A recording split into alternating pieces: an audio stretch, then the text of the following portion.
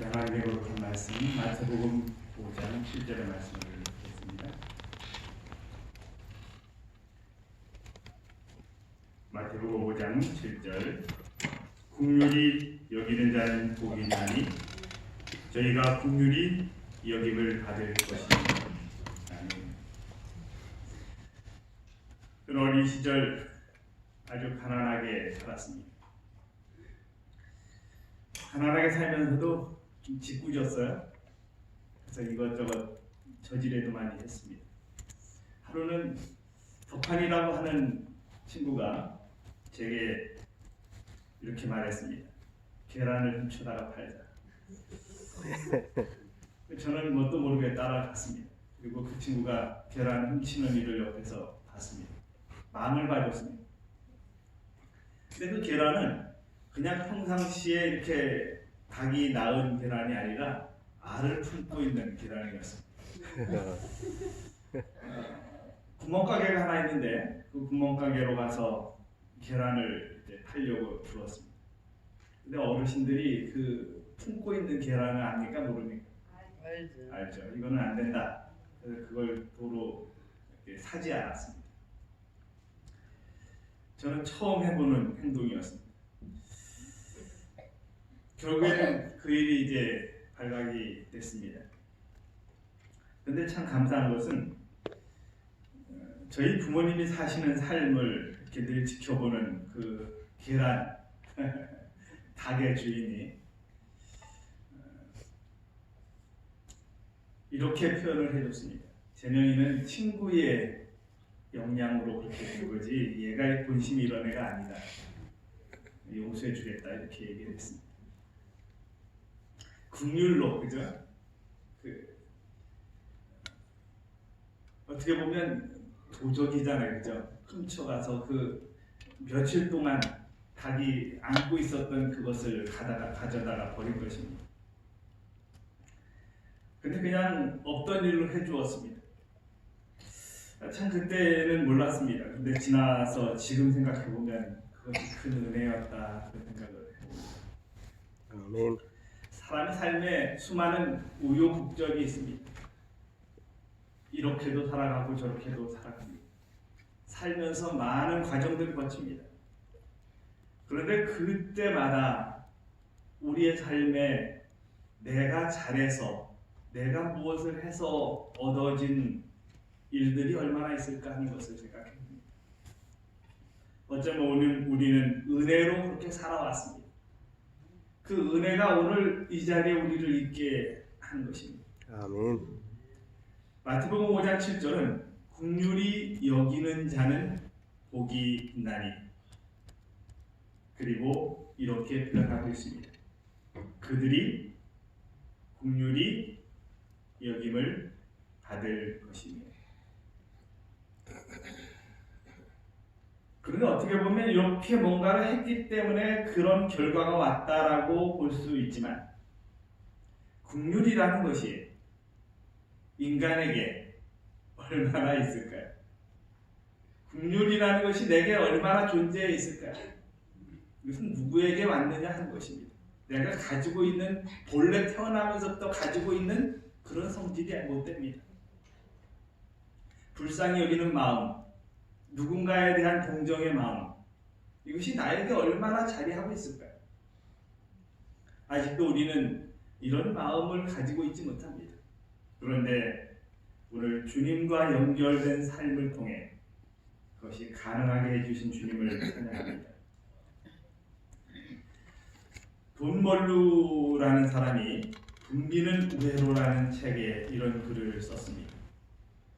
부정한 방법으로 자기 회사의 자금 중 수천 달러를 몰래 빼돌린 한 젊은 회사원에 관한 이야기를 이 책에는 다루고 있는데요. 이 사람의 행위가 적발이 됐습니다. 젊은이는 사장실에 불려가게 됐고요. 그동안의 경위를 보고할 수밖에 없었습니다. 이제 자신에게는 어떤 조치가 내려질 것이라고 생각을 하고 갔습니다. 모든 행위가 사실이냐 그런 질문을 받았고 그는 그렇다고 대답을 했습니다. 근데 사장이 이렇게 말을 합니다. 내가 자네를 지금 그대로 일하게 해준다면 자네를 믿을 수 있게 해주겠는가 하는 것입니다. 지금과 똑같은 상황으로 그냥 아무 일도 없던 것처럼 해주면 너는 나에게 신뢰를 가져다 줄 것이냐 하는 질문을 하고 있습니다. 이때 대답할 말이 여러 가지가 있을까요? 글쎄요, 당신이 하는 거 보고 뭐 이렇게 말할까요? 그렇게 당신이 믿을 수 있도록, 사장님께서 믿을 수 있도록 그렇게 행동하겠다고. 다른 뭐 말할 것이 없습니다.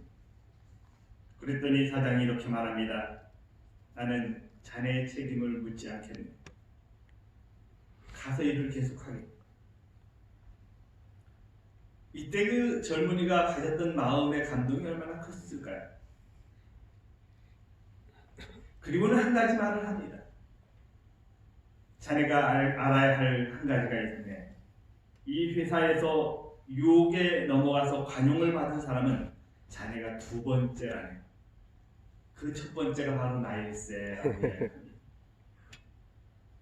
본인이 그렇게 잘못을 저질렀고 그 잘못에 대한 용서를 받은 사람이 사장 본인이라는 것입니다. 그래서 이 젊은이에게도 똑같은 마음을 베풀어 주는 것입니다. 사장 본인의 마음이 아니라 용서받은 그것을 나누어 주는 것입니다. 어쩌면 오늘 우리는 세상의 모든 사람의 모습이 이렇다고 생각할 수 있습니다. 그런데 이것은 나의 모습입니다. 내 모습입니다. 오늘 나는 수많은 문제거리를 가지고 생활하고 있습니다. 그런데 그 모든 것을 주님이 해결해 주시겠다고 약속해 주심을 봅니다. 국률은 헬라어로 엘레모네스라고 하는 표현을 가지고 있는데요. 동정심을 갖다, 자비를 베풀다, 자애롭다, 이런 표현을 쓰고 있습니다. 누군가에게 동정심을 갖는 것이 이 사람으로 하여금 나를 불쌍히 여기는구나, 뭐 이런, 그래서 좀 밀어내고 싶은 그런 느낌을 받게 하는 동정심이 아닙니다. 뭔가 저렇게 살아 라고 여기는 그런 마음이 아니라 똑같은 상황 속에 그 사람이 나도 똑같은 그런 것이라고 하는 것을 이렇게 갖게 해주는 것입니다. 그러니까 동정이 마음이 그 사람을 알고 수치를 갖게 하는 것이 아니라 뭔가 기대고 싶은 마음을 갖게 해주는 그런 동정심입니다. 자비란 말은 기독교에서만 사용되지 않습니다. 어디에서도 많이 사용되나요? 불교에서도 많이 사용됩니다. 불교의 자비와 기독교의 자비가 틀린 점이 뭘까요?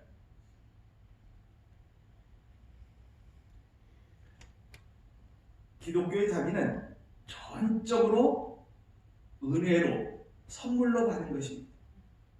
내가 무엇인가를 해서 얻어진 것이 아니라 모든 것이 다 선물입니다. 그래서 그 선물 속에서 감사의 마음이 일어난 행동이 바로 자비입니다. 근데 불교의 자비는 뭐예요? 뭐로 얻어져야 돼요? 본인의 선행으로, 본인의 노력으로 얻어야 하는 자비입니다. 기독교와 불교의 자비가 같은 것은 아닙니다. 그런데 그 자비를 어떻게 베푸느냐 하는 것입니다. 어떤 마음으로 하는 거인가 하는 것입니다. 그런데 여기 맨 밑에 기록되어 있는 것처럼 하나님의 긍휼은 주로 용서로 나타납니다. 얼마만큼 용서함을 받았느냐 하는 것에 따라서 내가 용서를 나타내는 그 척도가 달라지는 모습들을 보기도 합니다. 1차적인 의미로 긍휼은 베푸는 마음입니다. 이거는 양방향성이 있습니다. 긍휼히 여기는 마음, 타인을 그렇게 긍휼히 여기는 마음이 있고요. 또 한 가지는 아까 본문에서 읽은 것처럼 긍휼히 여김을 받는 것입니다.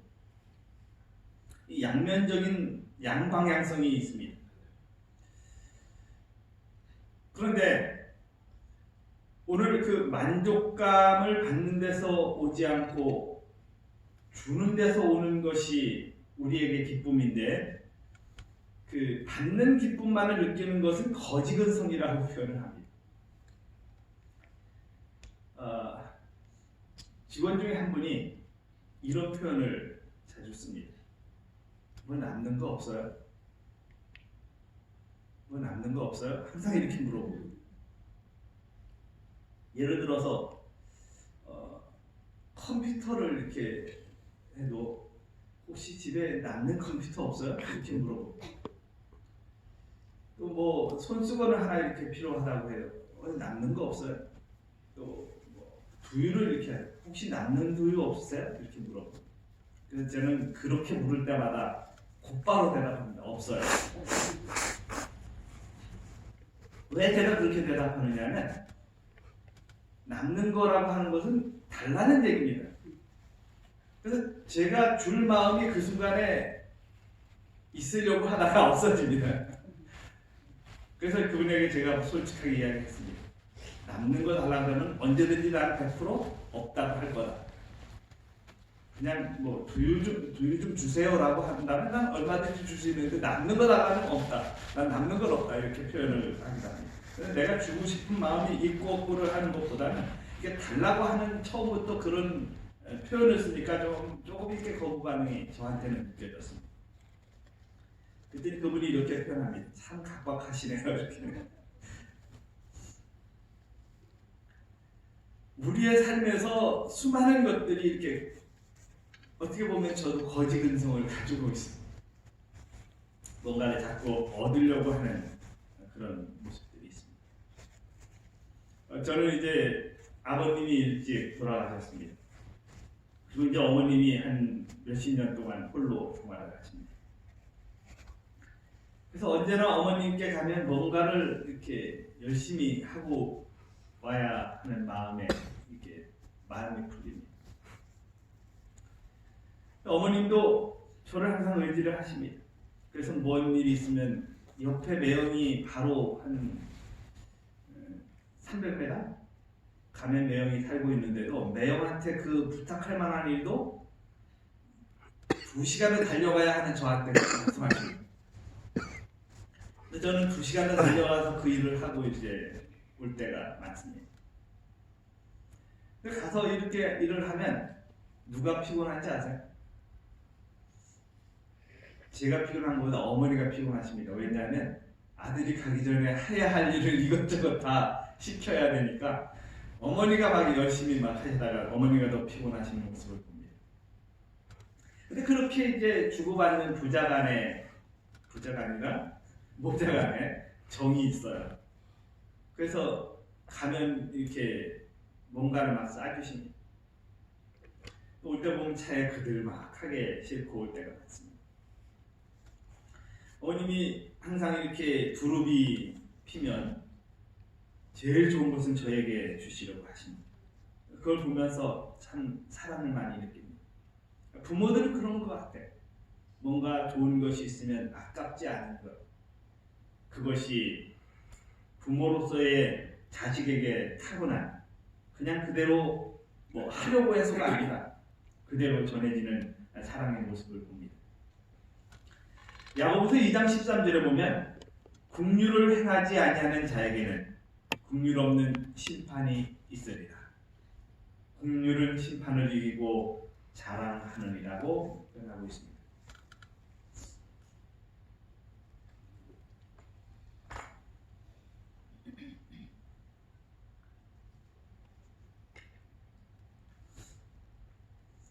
뉴욕 역대 시장 중에서 가장 명성이 알려진 시장이 있다면 라가디아라는 이름을 가진 시장이었습니다. 한번 한 노인이 빵을 훔치다가 붙잡혀서 기소가 되었습니다. 이 사람이 판사로 있을 때에 일어난 일이었습니다. 노인은 이렇게 이야기합니다. 배가 고파서 빵에 손을 댔습니다. 그랬더니 라가디아 판사는 이렇게 판결을 말합니다. 당신 행위는 10불의 벌금형에 해당이 됩니다. 그리고는 자신의 지갑에서 10불을 꺼내놓습니다. 내가 이 벌금을 내겠습니다. 내가 그동안 당신이 거리를 헤매고 있을 때 호의호식하면서 배부르면서 그렇게 사는 죄의 값입니다. 그리고는 자신의 중절모를 벗어서 주면서 서기에게 주면서 이렇게 말합니다. 이 재판장에 계시는 분들도 너무 잘 먹은 데 대한 벌금을 내고 싶으면 이 모자에 넣으시기 바랍니다. 그래서 그 시간 그 법정에서 거쳐진 돈이 47불이었습니다. 47불을 손에 들고 눈물을 흘리면서 재판장을 나가는 이 노인의 마음은 어땠을까요? 비록 어렵지만 평생 훔치지 않는 모습을 보였을 것 같습니다. 긍휼은 심판만이 있는 것이 아닙니다. 긍휼은 어떤 그 판결을 내리는 과정만 있는 것이 아니라 그것에 대한 결과를 보여주고 있는 모습들을 봅니다. 하나님께서는 오늘 우리에게 긍휼을 베풀어 주시는데 이렇게 표현하고 있습니다. 이사야 54장 10절에는 떠나지 않겠다고 한 것입니다. 떠나지 않겠다. 나를 붙드는 손이 있어요. 내 인생에 그분의 인도하심이 얼마나 컸는지를 확인할 때가 많습니다. 저는 어려서부터 가난하게 컸기 때문에 고생이라고 하면 고생이 많이 했습니다. 그런데 지금 제가 이렇게 뒤돌아보면서 고생이라고 느껴진 것이 하나도 없습니다. 그냥 추억으로 느껴집니다. 어릴 때 배고픔도 경험을 했습니다. 제가 어릴 때 이제 그 저시잘 안 나와서 어머님 저시잘 안 나와서 막 빼 말랐습니다. 그리고 저는 어릴 때 이렇게 아주 약하게 뭐 제대로 먹지 못했으니까 약하게 컸습니다. 그래서 아프기만 하면 막 귀에서 환청이 들립니다. 뭔가 막 이상한 소리가 막 들려요. 그럼 어머니 뭔가 잡으러 와요, 누가 잡으러 와요 이러면 어머니가 막 밤새 이렇게 안아주시고 이렇게 했을 때가 있었습니다. 그때 그 어머니, 내가 막 아파서 이렇게 할 때 나를 떠나지 않고 내 옆에 있었던 어머니의 모습이 지금도 기억이 납니다. 안아주고 떠나지 않고, 아유 지겨워하고 떠나지 않고 그냥 안아주고 보듬어주는 어머니. 그 부모님의 모습에서 하나님의 사랑을 느끼고 그렇게 되어지는 모습들을 봅니다. 또 한 가지는 흔들리지 않으신다는 것입니다. 사람은 자주 흔들립니다. 자주 넘어집니다. 자주 어떤 사람에 대해서 실망을 합니다. 제가 학교에 근무할 때 수많은 학생들이 그때 42명의 학생들이 공부를 했습니다. 제가 근무하는 학교는 특수한 학교라서 이렇게 대안학교로 이렇게 운영이 되고 있어서 전국에서 이렇게 조금 문제성이 있거나 그런 학생들이 많이 왔고요. 또 두 부류였습니다. 하나는 좀 문제성이 있는 학생들이 왔고 하나는 정말 신실한 학생들이 왔습니다. 근데 이 신실한 학생들이 문제성 있는 학생들을 이렇게 보듬어주는, 영향을 끼치는 모습들을 많이 봤습니다. 어떤 문제가 있는 학생들의 행동을 통해서 이 신실한 학생들이 흔들리지 않는 것입니다. 자신의 어떤 역할을 충실히 하는 모습들을 봅니다. 근데 제가 그때 문제 있는 학생들을 조금 이렇게 처리하면서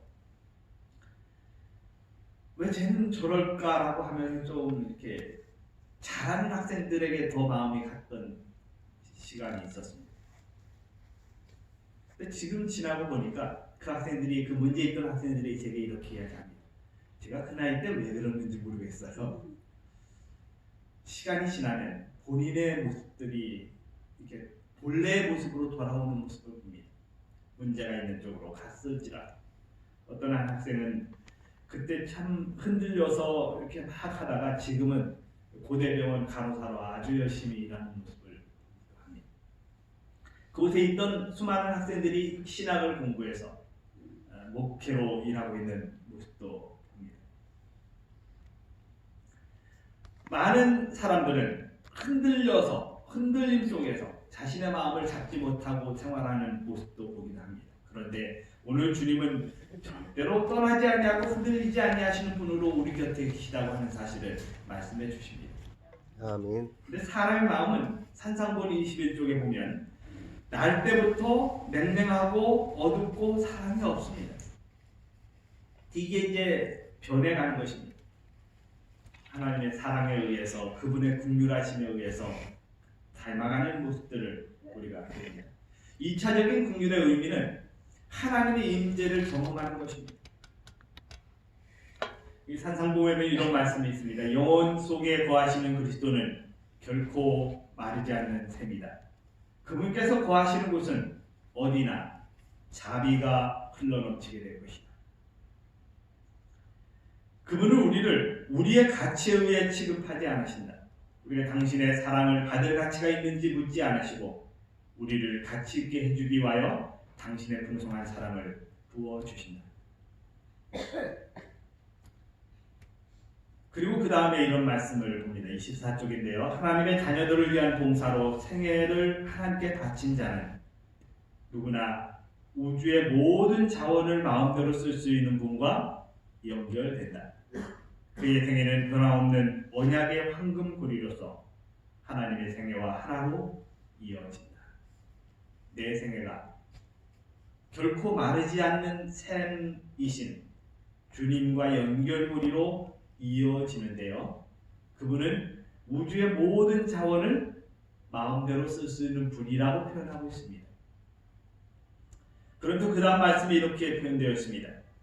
긍휼히 여긴 자는 가장 어려운 시간에 긍휼히 여기시는 구주의 자비 안에서 피난처를 찾게 되고 영원한 거처로 영접받게 될 것이다. 긍휼히 여기는 사람은 가장 어려운 시기에 긍휼히 여김을 받는 그런 경험도 하게 될 것을 약속하고 있습니다. 톨스토이는 이렇게 표현합니다. 자기 희생을 동반하지 않는 자비는 거짓 자비다. 스콧은 이렇게 표현합니다. 있는 것은 결코 용서하는 것이다. 결국 용서하는 것이다. 우리의 삶에서 하나님의 임재를 경험하는 것이 얼마나 행복된 일인지를 자주 경험하게 합니다. 에베소서 2장 4절로 5절에는 이렇게 표현하고 있습니다. 하나님을 이렇게 표현합니다. 긍휼이 풍성하신 하나님. 그러면서 우리는 은혜로 구원을 받는다라고 정의하고 있습니다. 우리가 무엇을 잘해서가 아닌 하나님의 선물에 의해서 구원을 받는 것임을 명확히 하고 있습니다. 시편 112편 4절은 긍휼이 자비롭고 긍휼이 많으시다라고 하나님을 표현하고 있습니다. 출애굽기 34장 6절은 하나님께서 본인에 대해서 이렇게 하나님에 대해서 이렇게 표현하시고 계십니다. 자비롭고 은혜롭고 노하기를 더디하고 인자와 진실이 많은 하나님이라고 본인을 소개하시고 계십니다. 이 하나님의 자비가 나에게 전가되어져서 오늘 그 자비를 베푸는 축복된 삶으로 살아간다고 하는 것입니다. 그리스도를 본받고 그리스도의 마음을 품은 자들은 바로 긍휼히 여기는 자가 되는 것임을 약속하시고 계신데요. 긍휼히 여긴다는 말은 죄를 용서해 주는 것과 고통당하는 자와 궁핍한 자를 동정한다는 의미를 포괄하고 있습니다. 그리고 시련을 당한 자들의 상황에 깊이 동참하여 그들로 하여금 부담 없이 도움을 청하게 하는 것을 의미합니다. 아까 제가 서두에 불쌍히 여기는 것, 동정심, 그것이 그냥 그 사람으로 하여금 거부하게 만들고 자기를 왜 동정하느냐 그래서 싫어하게 만드는 그것이 아니라 그냥 부담 없이 도움을 청하게 하는 그런 동정이라고 하는 것입니다. 동정의 차원이 틀립니다. 뭔가 도움을 받아야 된다고 하는, 그래서 그냥 억지로 도움을 받는 그런 것이 아니라 나 좀 도와줘 라고 말할 수 있는 그런 자연스러움이라고 하는 것입니다. 오늘 우리를 빛이라고 소금이라고 말씀해 주십니다. 그래서 오늘 우리는 그분의 사랑에 의해서 오늘도 살아갑니다. 마태복음 7장 12절은 황금률이라고 말합니다. 너희가 거저 받았으니 거저 주라는 것입니다. 오늘 우리에게 자비는 없습니다. 그런데 주님으로부터 받은 자비가 있습니다. 그 자비를 나누어주는 삶을 살아가는 아름다운 삶이 오늘 우리에게 경험되어지시기를 바랍니다. 그리고 그렇게 베풀 때 나에게 돌아오는 것은 똑같은 자비로 돌아온다고 하는 사실을, 하나님의 놀라우신 은혜로 오늘 우리가 다시 한번 새롭게 되어지는 축복을 누리게 되시기를 간절히 바랍니다. 아멘. 긍휼히 여기는 자는 복이 있나니 저희가 긍휼히 여김을 받을 것입니다. 일단 함께 기도하겠습니다. 살아계신 저희들의 아버지, 우리에게는 없지만 우리를 사랑하셔서 긍휼히 여겨주신 그 사랑에 의해 오늘 우리가 이 자리에 있고, 그래서 오늘 우리도 다른 사람에게 그 베품을 실천하고, 그래서 또다시 그 베품 축복들을 되돌아오는 경험들을 할 수 있도록 오늘도 순환의 법칙을 허락해 주셨습니다. 오늘 서로 나누고 함께하는 축복들이 용서를 기반으로 해서 나타난다고 하는 사실을 다시 한번 기억하도록 도와주시고, 진정한 긍휼의 정신, 그것이 그 사람을 하여금 거부 반응을 느끼게 하는 것이 아닌 그냥 자연 그대로 함께 하는 축복을 누리는 그런 긍휼을 베푸는 축복된 삶이 되도록 인도해 주시옵소서. 우리로 하여금 그 참된 사랑에 동참하게 하신 예수님 귀하신 이름으로 간절히 기도드립니다. 아멘.